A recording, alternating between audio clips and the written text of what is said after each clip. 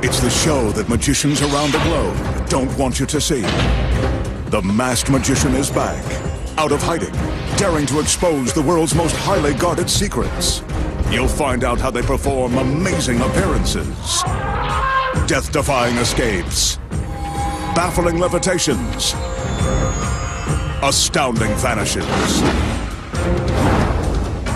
mind-blowing sleight of hand, and impossible illusions.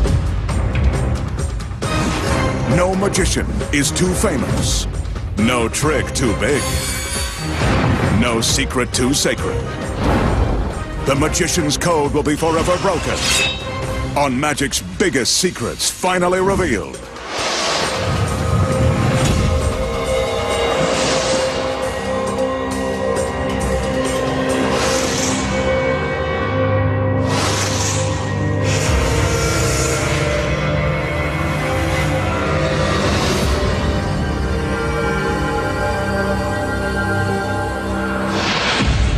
Tonight, the Masked Magician pulls back the curtain and exposes the secrets to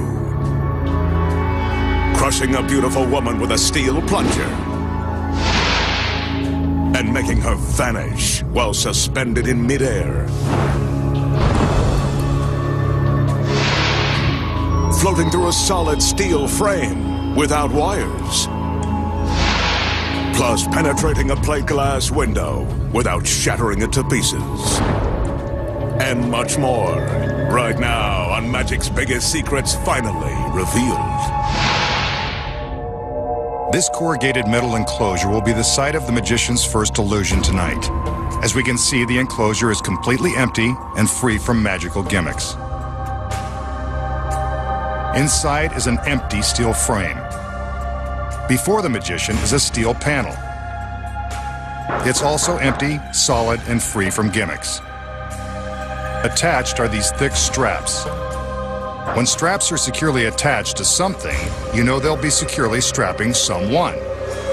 And here's that special someone now, the magician's beautiful assistant. She steps up onto the panel so that we can get a better look at her latest outfit. It's a nice one. Next, she gets down onto the panel and prepares to recline.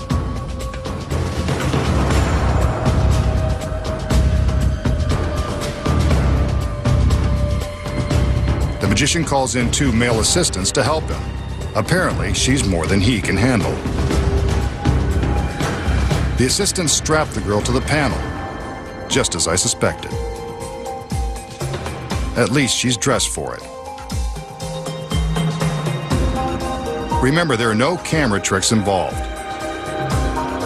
The magician checks the strap and does some conjuring while he's at it.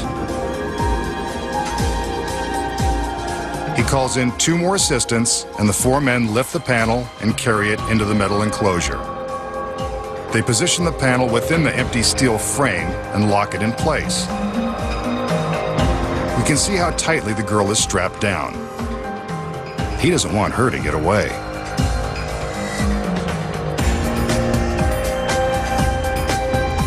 Next, the assistants remove the metal braces so that we have a clear view of the girl within the metal enclosure. Watch. The magician gives us another look at the girl, and for this, I'm grateful.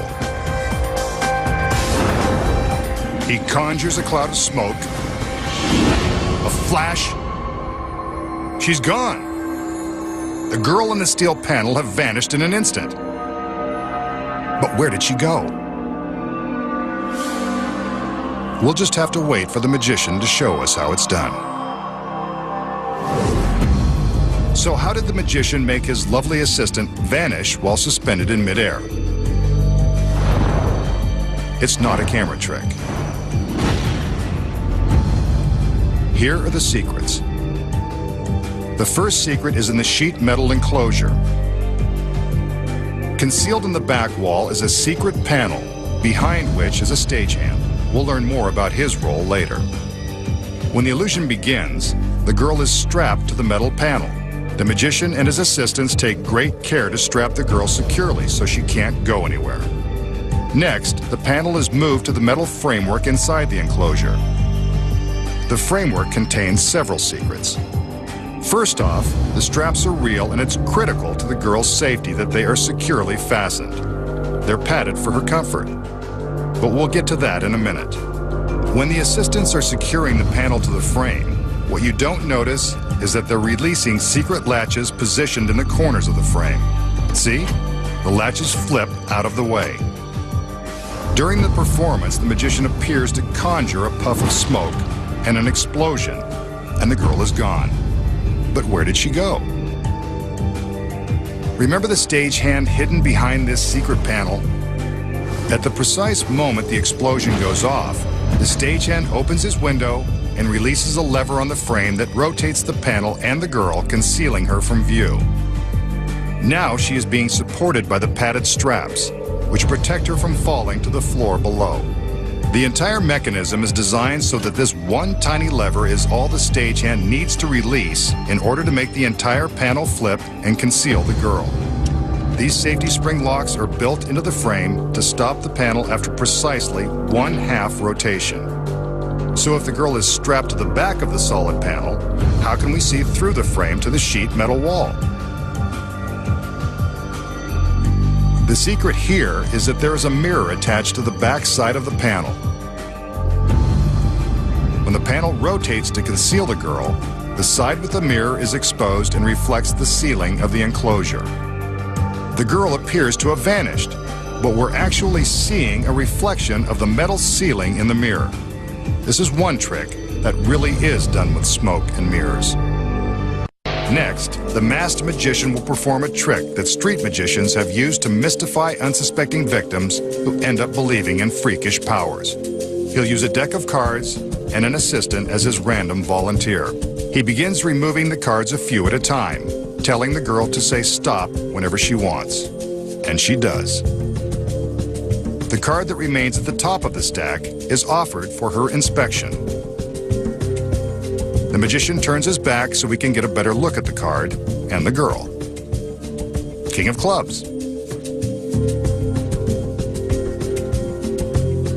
He asks her to hold the card tightly to her chest. Lucky card. Then he shows her an ordinary lighter. That's a real flame. So remember, don't try this at home. Ouch! That's what happens when you play with fire. See? A blister. Painful. There it is, as if we needed a better look. Next, he tells the girl to concentrate on her card, promising to reveal it with his freaky powers. Looks like she wants him to prove it. Again, he takes the lighter and pinches the flame. Ouch! I told him it was hot. But what's this? Burned into his flesh are a K and a club for the King of Clubs. Freaky, isn't it? But I bet he's burning to tell us the secret.